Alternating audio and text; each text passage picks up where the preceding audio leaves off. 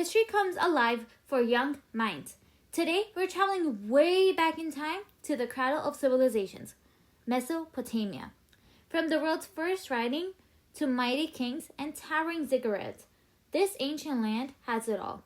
So grab your time machines and let's explore how it all began. So where is Mesopotamia? Mesopotamia means land between the rivers, so the Tigris and Euphrates. In the modern day, it's known as the Iraq. Why is it important to know all this? It's the only of the world's first civilizations where cities, writing, and governments all began. So this was like the first civilization itself where there were cities formed, there was writing formed, there was government, there was an actual settlement, and there was a stable life. So this is a map of the ancient Mesopotamia. So this is Israel, there's Neve, the Tigris River, the Euphrates River, Babylon, Sumer. This is basically the ancient Mesopotamia. This is how it looked like. This was the area of it. Let me circle it so it's made easier for you to understand. This was basically the ancient Mesopotamia era. And now in the recent years, like in today, in current life, this is the old Mesopotamia, Iraq, and here are the rivers, as you can see, and this around it, it's Turkey, Syria, Jordan, Saudi Arabia, Iran, Kuwait, and different other countries. Why were the rivers important in Mesopotamia? So the Tigris and Euphrates rivers were the lifeblood of Mesopotamia, and here is the reasons why. So the first reason is farming and food. The rivers flooded every year, which left them behind some rich and fertile soil. This helped the farmers grow wheat, barley, dates, and even more better than just the fried desert soil. So because it was initially like a fried desert soil, but because the rivers flooded every year, it did leave them a rich, fertile soil, which helped them grow a lot of different kinds of produces. And that meant there was a lot of food, which let the cities grow, and people specialize in their other jobs. So whether it be farming, plowing, putting in seeds, watering, whatever it was, it just gave more opportunities for the people, the civilizations over there. Irrigation. So Mesopotamia dug canals and ditches to control the water, since there was a lot of water, of course, because of the rivers. And since it flooded every year, they needed to control the water. This brought water to their fields, even when it didn't rain every year. Technology in action, basically. Because, okay, so think about it that time, like civilizations, which was millions ago, like a lot of years ago. And they had that kind of technology where they can control the water like we do right now. The fields, they could like water the fields even when it didn't rain. That's the technology that they had, and it was very impressive, of course. Trade and travel. So the boats could move goods and people up and down the rivers, from the two rivers. This helped the city-states trade with each other and with other regions like Egypt or India. So basically, when like there were rivers, right, and that helped them travel around. Like the people, they traveled all over the countries, all over the globe, basically.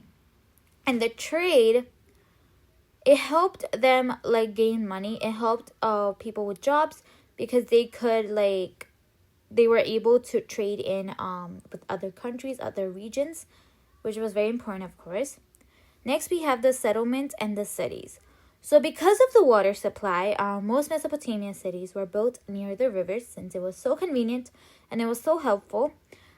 It was the best place to live, grow crops, and build homes. The water can help you in several things, whether it be food, farming, industry, trading, whatever, or even travel, perhaps.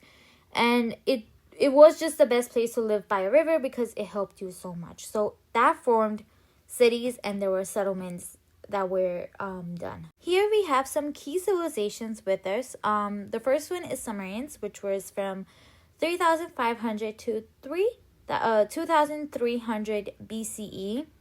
So this was also known as like the first civilization. The key cities the key states like Ur, Uruk, and Eridu.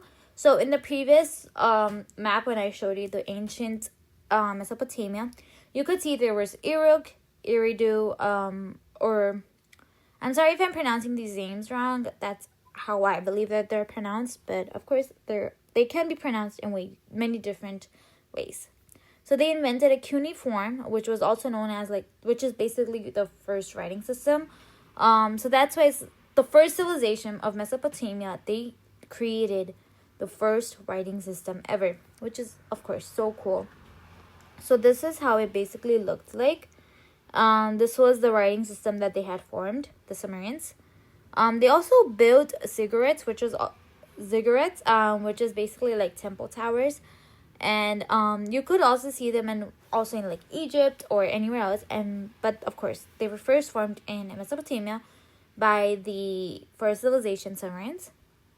Next, they created the wheel, plow, and early math. So this is like the wheel that they formed, and their own kings and gods in each city. So they had like their own gods and the kings in every city that they owned. Next, we have the Akkadians, which was from 2300 to 2100 BCE.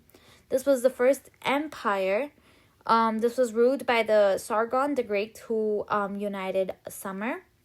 So basically, the Sumer means like the Sumerians.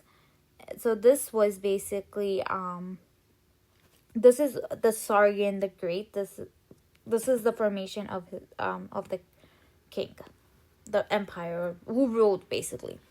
So spread Sumerian culture and writing. So the Akkadians just took the Sumerian writing and their culture and just spread it throughout the empire. They spoke a different language but borrowed Sumerian ideas. So they did incorporate some of the Sumerians' ideas, but they also did form another language. The empire didn't last long, unfortunately, but it did set the stage for the future ones, the future civilizations that are formed afterwards. It did set a huge stage for them. So Babylonians, this was from 1800 to 1600 BCE. These were known as the lawmakers and builders. So the capital was Babylon. The famous king was Hammurabi. They created a Hammurabi's code after, of course, the king's name, which was also like one of the first written law codes. It was like their law. And this is how it was. Like, if I zoom in, I don't know how they understood it. They probably did in some of their own way. But this is how it worked. Now the laws were posted on stone pillars for everyone to see. So just in case if you didn't see it, it was basically on every stone pillar so everybody can see it. And this is how it looked like. Of course, this is a now picture from like that time, but like this is how we're guessing it looked like. So this is like every stone pillar had them written down in their own language. Next, we have the Ezrans, which was from 900 to 600 BCE. This was known as the warrior nation. It was known for their strong military and the iron weapons. So they had weapons like these, which we don't have anymore, but we have, which was in the back then, that they used to fight wars. They used fire and power to control the enemies. Fear and power to control the enemies. They built huge libraries like the one in Nineveh. This is how it kind of looked like. This was like where they put the books in, and it was a huge library, of course, at that time. Invented advanced siege weapons and road systems. So this is how it looked like. Like, this is, if you think about it, it's kind of like those tanks, and these are like people with their arrows, bows and arrows. It's very unique and very technological because it's very advanced. It's very advanced. I feel like the tank is inspired from this picture. Maybe it is. But of course, they're using a very advanced weapons here. So the Neo-Babylonians, which was from 600 to 539 BCE. This is also known as the Rebuilders. So it was ruled by Nebuchadnezzar the second. This was him. This is how he looked like.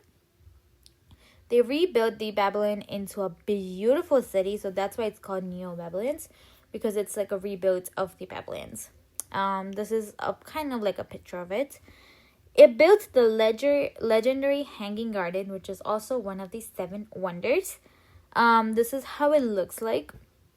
And it conquered Jerusalem and exiled the Hebrews, which were their enemies. So there was a war, and they conquered Jerusalem and exiled the Hebrews. So their daily life and achievements. So the homes and families. Most people lived in mud brick houses, like simple, but it was very sturdy and it was very convenient for them at that moment. Families were really important, and most kids helped with work or farming. Wealthy families had 2-story houses in courtyards. So like people who are like not so wealthy or like poor or middle class, for example, would live in like these mud brick houses, which was only 1 story. But the wealthy houses had like 2-story houses. Of course, it was probably mud brick house. They had courtyards too. And family was very important at that time. And like the kids mostly helped with the work or farming. So jobs. Farmers grew wheat, barley, and dates using irrigation canals. As we have talked before in previous of the video, why was the rivers so important for them? It was because of the growth of the farming. Next is artisans made pottery, tools, jewelry, and even cloth, which is very interesting how pottery, tools, that was so intact at that moment.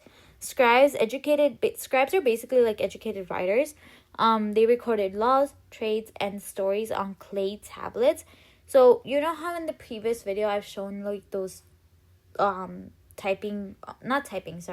those clay rectangles? That's basically the clay tablets. Priests and kings were the most powerful people at that time. And in some countries still, like Spain, for example, they have a king and a queen. And they are known as the most powerful people. The markets and trade. So people traded in busy marketplaces using goods like grain, wool, and oil. And the long-distance trade brought wood, metals, and spices from far-away places. So it's beneficial for them. Education. Only the boys from wealthy families went to scribal schools, which is like educated schools, for example. And they learned cuneiform writing, math, and law. That was like kind of like there's 3 subjects that they had, like we have science, maths, like that today. What are the achievements of Mesopotamia? So the first achievement has to be the cuneiform writing. It was known as the first writing system. It was wedge-shaped marks pressed into clay. So it was just like a rectangle of clay. That's basically the clay tablets.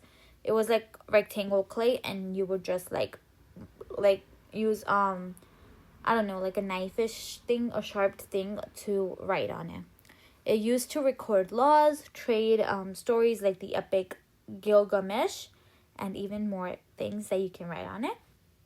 Next was the Hammurabi's Code, which was one of the world's first written legal codes, and it was like an eye for an eye, like strict, but helped organize the society. Like, for example, Hammurabi's Code was like the constitution that we have right now. Everybody had to follow it. It was strict, but it helped organize a whole civilization and the nation itself. Inventions. They had multiple inventions. They had the wheel for like charts and poetry. They had the plow, made farming faster. The sailboats, which improved trade and travel. Irrigation systems to water crops in a hot and like really dry climate, like those desert soil. It really helped them. Calendar and math. So it was based on the number 60 that we still use today in time. We still use it today, like for the time, like 60 seconds. 60 seconds is 1 minute. That's basically it. They also had ziggurats, which was huge step-shaped temples in the center of each city. So each city had that in the center. It was used for like religious ceremonies and honoring the gods. From the first cities and writing systems to powerful empires and amazing inventions, Mesopotamia truly was the cradle of civilizations.